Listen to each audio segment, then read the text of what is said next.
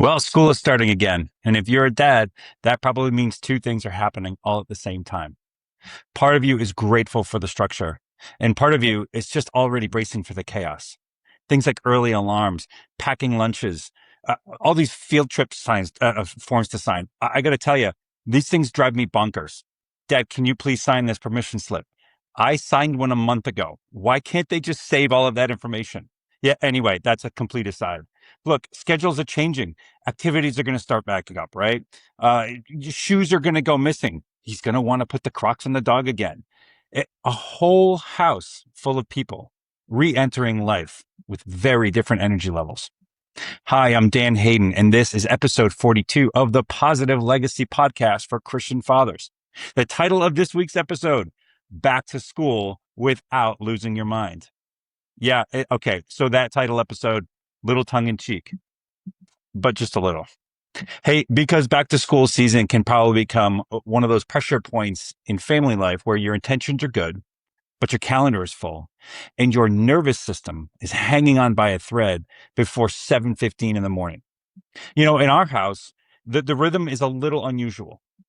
As you probably know, we live in Southern California, so our districts, at least where we live, they go back a lot earlier than the rest of the country, at least earlier than, our cousins do. First week of August and boom, summer is basically over, whether you're ready for it or not, emotionally or mentally. It doesn't matter. Pick one. My wife teaches at the same high school that our twins attend. So her morning job is getting herself and the high schoolers out the door. And one of our daughters in particular has kind of a real gift for testing that clock. And she knows if she's late, mom's late too. And that creates tensions on some mornings right away. Meanwhile, I've got the junior high daughter. She's going into eighth grade. I also have the fifth grade elementary age son. My morning lane is this. I wake them both up, get them both fed, pack both their lunches, and make sure they pack their own bags. Get them loaded up in the car and handle two separate drop-offs in less than 20 minutes, and then still try to make it back to my house before 8 a.m. when my workday starts on most weekdays. Now, I'm not telling you that because I think our rhythm is uniquely hard. I'm telling you that because our family, every family, has some version of this. Maybe your pressure point isn't two drop-offs and a work clock. Maybe it's one child who melts down over clothes. Maybe it's a middle schooler who can't find anything. Maybe it's struggling or wrestling at the last minute to find sports gear or bus schedules and trying to get them out on the street in time. Or maybe it's a long commute. I had one of those in Indiana. Maybe it's just emotional whiplash of getting everybody moving again after the summer. The details differ, but the leadership challenge, that's the same. Back to school is not just a logistics challenge. It's a leadership moment. That's what I want to stay with today. Because yes, practical rhythms matter. Mornings matter. After school flow matters. So does bedtime. But underneath all of that is the bigger question. Who is dad going to be in this transition? And remember, I say it all the time. When in doubt, just take a breath and ask yourself, who does my kid need me to be in this moment? So big picture, who does your kid need you to be in these summer to school transitions? Your kids are not just reacting to the school year itself. They are reacting to the emotional climate that you bring into it. If dad is rushed, sharp, frustrated, and already living two steps ahead, the whole house feels it. If dad is grounded, flexible, and clear, the whole house feels that too. That doesn't mean you make the first week of school magical. It means you stop underestimating how much your presence sets the tone. And if you're already aware that school transitions bring out your impatience or your control or your anxiety, that's actually a really useful insight for you. It means you know where the work is. That's also the kind of thing that I help dads identify in coaching all the time. Those recurring seasons where pressure reliably reveals what's underneath. One of the hardest things about back to school is that everybody in your house is re-entering something different. It may still be familiar, but it's still very much different. Your high schoolers may be carrying social concerns or academic pressure, sports, or changing friendships. And maybe just the sheer fatigue of being older kids with more weight on them. Your junior high kids may be stepping into a season that feels awkward, uncertain, and emotionally loud in ways they may not even know how to describe. And your elementary age kid may still have just simpler concerns, but they are still real. Anxiety, teacher anxiety, routine changes, where to sit, who's my table buddy, whether they feel known, whether lunchtime feels manageable. Am I really expected to eat that today? Or whether they remember even what they need. One of the easiest mistakes a dad can make in back to school season is treating the whole house like it's one fine, well oiled machine.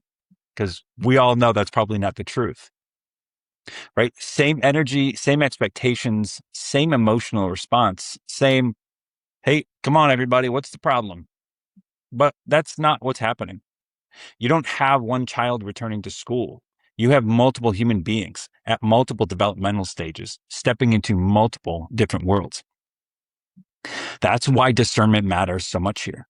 Not every kid needs the same speech. Not every kid needs the same level of support. Not every kid needs the same amount of structure, and not every kid is going to show stress the same way. That's leadership 101. One may talk more, one may get quieter, one may seem moody. I have three teenage daughters, so that's probably going to be the case, at least with more than one of them. And one may be extra forgetful. Again, see my 10-year-old son. And of course, one may suddenly care a lot about clothes, lunch, hair, or who is in which class. See my youngest teenage daughter. That's not random though. That's just re-entry stress, showing up through their personality. And if you can recognize that, you can respond with a lot more wisdom and a lot less irritation. Because trust me, the last thing I care about in the morning is where the mascara is. Okay. But that doesn't mean we have to have lower standards. It means you stop taking every stressed behavior personally. That is a big distinction in the first couple of weeks. Because one of the reasons that dads lose their minds during back to school season is that everything just starts to feel symbolic. The missed shoe is not just a missed shoe. The forgotten assignment is not just a forgotten assignment. The slow moving teenager is not just moving slowly. Suddenly inside your head, it starts to become, we're already behind. Why is it so hard every year? Why can't anybody be ready on time? Hey, look, folks, I can't carry all of this. That's when your saboteurs start talking. And back to school gives them plenty of material. The controller wants everyone moving on your timeline. The judge starts evaluating effort and attitude. The hypervigilant saboteur starts anticipating everything that could possibly go wrong. And of course, the victim saboteur starts muttering things like, why am I the only one who seems to care around here? And before you know it, the school year is 5 days old and the emotional temperature in your home is already way too high. That's why I think one of the most important back to school skills for a dad is not better calendar management. It's more self-awareness. Can you notice your own internal rise before it spills out onto everyone else? Can you tell the difference between urgency and anxiety? Can you recognize when you're no longer leading and are just reacting? That kind of awareness changes a lot, because when you can catch your internal stress early, you have options. You can slow your tone. You can stop narrating everything in your head with frustration. You can speak more clearly. You can decide that this morning will be imperfect, but not hostile. And if that sounds simple but hard, well, that's because it is. It's also trainable. Calm and steady is not just a personality type. It's a way of showing up you can strengthen over time. That's one of the core things that I help dads practice. Now let's get practical. I think back to school season needs two kinds of leadership from a dad. It needs tone setting and it needs simple rhythms. Let's start with tone. Back to school mornings can be very quickly become the thermostat of the house. If mornings are frantic every day, that creates a climate. If the first interactions of the day are mostly correction, rushing, and or irritation, that creates a climate too. And your kids start carrying that into the car, into the classroom, and into their bodies. So one of the most valuable things that you can do is decide in advance what tone you want your mornings to have. Not what tone that they naturally drift to. What tone you want to fight for. That might be clear, but not harsh. Moving, but not panicked. I tell my kids all the time, move with a purpose, please. You don't have to rush, but please move with a purpose. Maybe the tone is firm, but not loud. Again, I tell my kids, I only yell to be heard. I don't yell out of anger. Maybe that tone is structured, but not joyless. That's worth naming. In fact, one of the most useful questions I'd ask as a dad in coaching is this. What do you want it to feel like to leave your house on a school morning? Not in fantasyland, in real life. Because if you can answer that question, you can start leading toward it. Maybe your answer is something like, I want my kids to leave feeling prepared and loved. I want the house to feel focused, not frantic. I want to be clear without sounding angry. Or finally, maybe it sounds like, I want them to know I'm for them before they face the day. Those are leadership targets. Now let's talk rhythms. You do not need a complicated family operating system to survive this school year. You need a few repeatable things that just lower friction. That's it. Back to school is not the time for dad to suddenly become a perfectionist systems engineer. This is the time to ask, what are the 2 or 3 rhythms that would reduce unnecessary chaos in our actual house? Maybe it's backpacks and sports gear checked at night. Good luck with that one, by the way, at least in our house. Maybe it's one consistent place for water bottles and shoes. Maybe it's lunches mostly planned the night before. Maybe it's no screens window in the morning until everybody is basically ready. By the way, if you want to motivate a teenage girl, tell her she can't look at the phone until she's in the van on the way to school. Or maybe it's just a quick evening reset before bed. Simple beats fancy every time.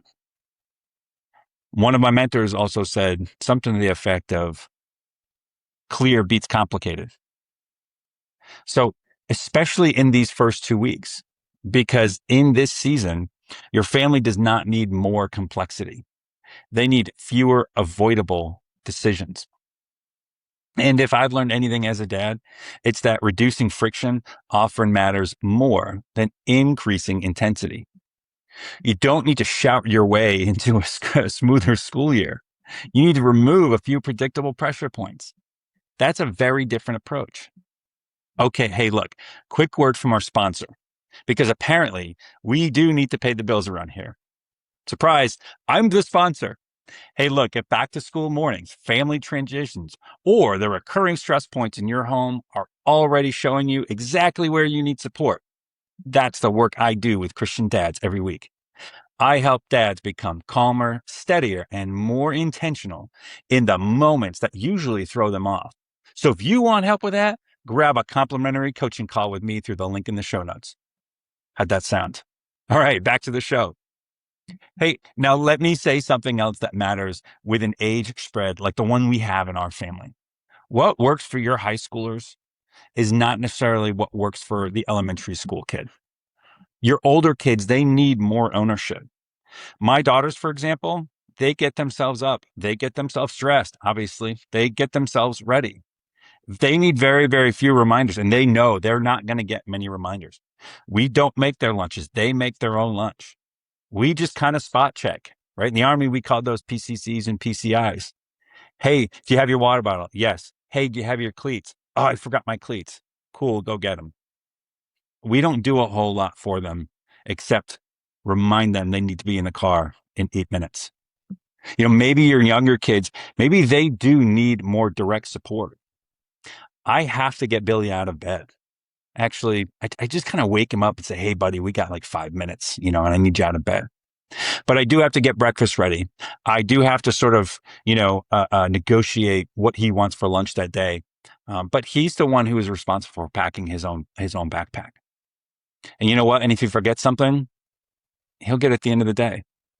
Our junior high kid, she kind of needs a strange blend of both, right? We are quickly moving to the sort of direct support into the sort of empowering and enabling, right? She does a lot of stuff for herself, but I still provide that backstop when needed. You know, all of that means, part of your back to school leadership, again, is adjusting your role.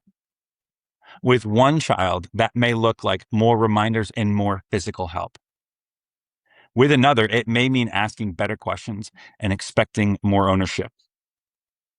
With another, it may even mean recognizing that the emotional load of reentry is high, even if they look just fine from the outside. This is why one size fits all parenting gets exposed so quickly in a season like this. Again, that's leadership 101. You cannot lead every single person the exact same way because they're all different people. And this is also why comparison, which trust me, I avoid, why comparison is so unhelpful. Your high school daughter is not your junior high daughter or your junior high son for that matter.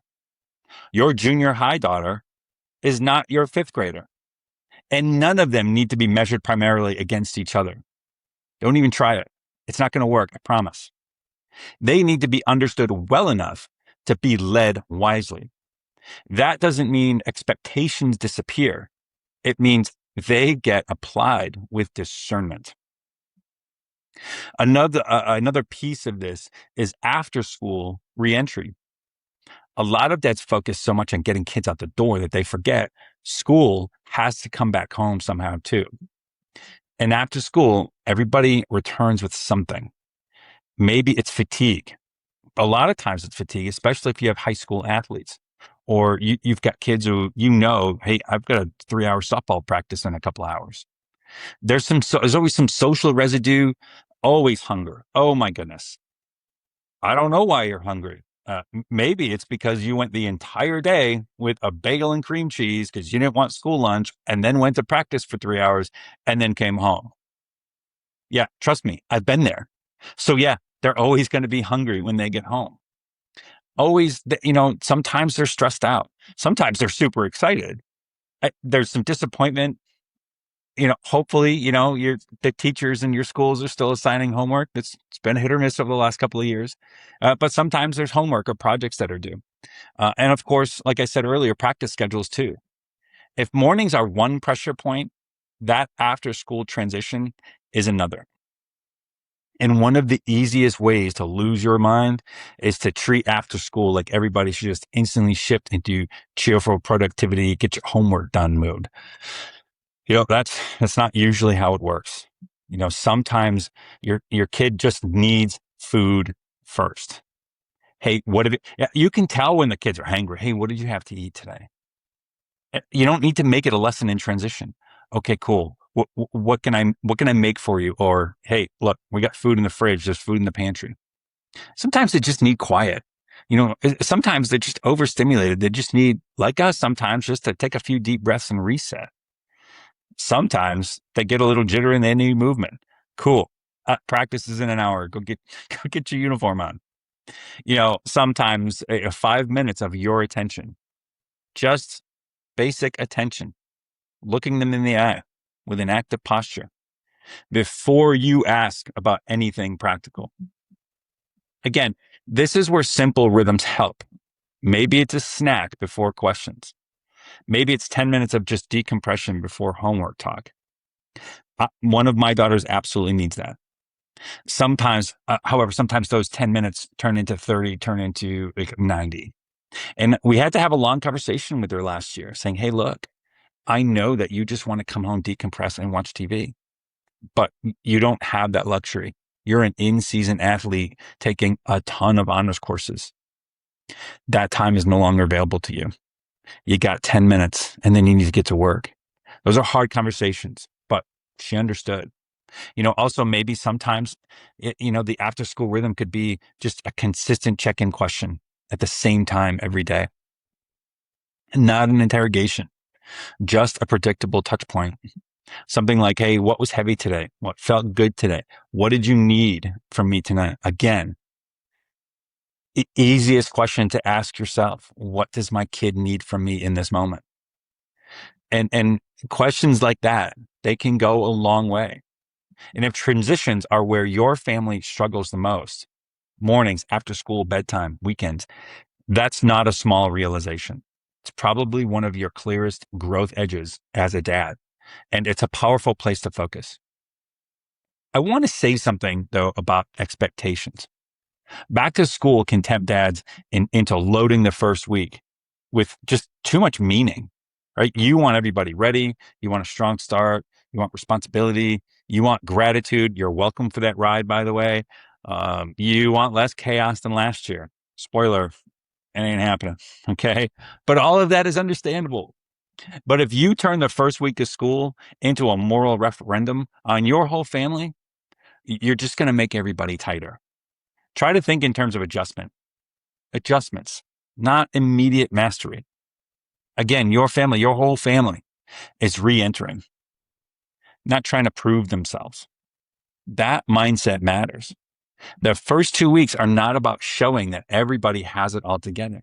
They are about learning what this year needs, what bedtime actually works, how long mornings really take. Because I think our rhythm from last year is probably going to do okay. But, we'll see. You're asking maybe something like, who needs more support? What routines reduce the chaos? I can tell you, Holly making her lunch and me trying to make Billy and Hannah's lunches all at the same time is not a great routine for us. That creates a lot of chaos. That's all, but all of that, right? Things like what's harder than expected. That's all useful information. So instead of treating every rough morning like, oh boy, here we go again, treat it more like data, treat it more like information to take in, consume, and use better later. Stuff like, okay, hey, look, this whole thing is taking longer than we thought. Yeah, that kid needs more margin here. In other words, Bridget needs to wake up earlier. Okay, lunch prep is at the wrong time. This after school stretch, it probably needs more structure. That is a sage posture. You're curious. You're adaptive. You're less dramatic. And it gives your family more room to settle in without shame. Now, let me make this really practical. If I were keeping this as simple as possible, I would suggest 3 back to school moves for dads. First, choose your morning tone before the morning starts. Don't wait till 6:52 a.m. to decide who you want to be that day. Decide it the night before. Just something simple. Tomorrow, I'm going to be clear, calm, and moving. Tomorrow, I'm going to be clear, calm, and moving. Tomorrow, I'm going to be clear, calm, and moving. Not perfect, not passive, but not panicked. Second, build 1 or 2 rhythms that lower friction, not 10. Again, let's be clear. 1 or 2, not 10. What is the most predictable stress point in your house right now? Solve that one first. Third, check in before you correct, especially after school. Not every problem is disobedience. Sometimes it's just depletion. That one distinction could change a lot in your home this month. So here's your challenge for this week. Look at the next 2 weeks or look ahead to when your kids go back to school and ask yourself 3 questions. What time of day is most likely to test me during back to school season? What tone do I want to fight for in that window? What one simple rhythm would reduce friction there? That's enough. Maybe your answer is mornings. Maybe it's after school. Maybe it's bedtime because everything starts too late. Pick one pressure point, set one tone intention, and install one rhythm. This is how real leadership often works. Small, clear, repeatable. And if this episode, if this episode is hitting home, if you can already anticipate, if